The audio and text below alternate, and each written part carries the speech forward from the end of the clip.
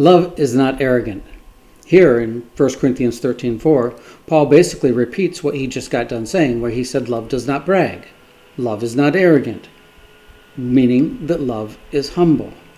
Let's read a passage from the book of James, chapter 4, starting in verse 8.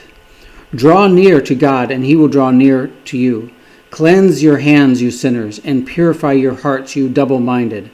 Lament and mourn and weep. Let your laughter be turned to mourning, and your joy to gloom. Humble yourselves in the sight of the Lord, and he will lift you up. This is a message to people that are filled with pride, and that they are not walking with the Lord. And he is asking people in that position to repent and change their ways, to humble themselves. And there's a promise there. If we humble ourselves, God will lift us up. Now let's look. How do we humble ourselves? Let's go to the book of Psalms. And we're going to go to chapter 139 in the book of Psalms. And there is two verses there that I'm going to read that start to give us instruction on how we can do this. Okay, starting in verse 23. Search me, O God, and know my heart. Try me and know my anxieties, and see if there be any wicked way in me. Lead me in thy way everlasting. See, God's way everlasting, that is in contrast to worldly ways, pride-filled ways. And in this verse, the psalmist is asking God to lead him in God's way, to show him if there's anything wrong in his heart. And this is what we know as self-examination. Now, there's really only two ways to become humble. And one is through self-examination, and the other is, it's through criticism of others. So painful. Nobody really likes it. But let's jump over a couple chapters to Psalms 141, just a couple chapters away, in verse 5, and see what the psalmist writes there. He says, let the righteous strike me, and it shall be a kindness.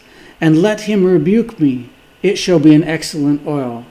Let my head not refuse it. I like one version, I think it's the King James, that says, it will not break my head. Oh, it's painful, but it's not that painful. And if we love God and we love his way, it is a kindness.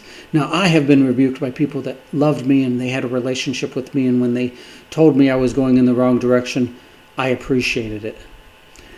I've seen many people going in the wrong direction, and somebody does need to say something to them. But oftentimes I am not the guy that's going to do it, because I haven't built that relationship with them. And without having that loving, caring relationship with them, my words really aren't going to do much good and could probably even hurt them or cause them to go away from Christ instead of being drawn to him. Let's take a look at another verse along this same line, and this is in Hebrews chapter 12.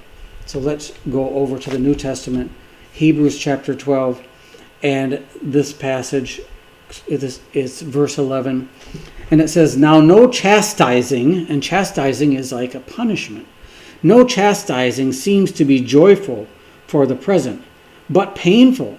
Nevertheless, afterwards it yields the peaceable fruit of righteousness to those who have been trained by it. Notice, to those who have been trained by it. If we let the justified criticism of other people be a training for us, it produces a fruit of righteousness and produces joy in our life. That can be a hard pill to swallow sometimes. And there are a lot of people out there that will unjustly criticize us.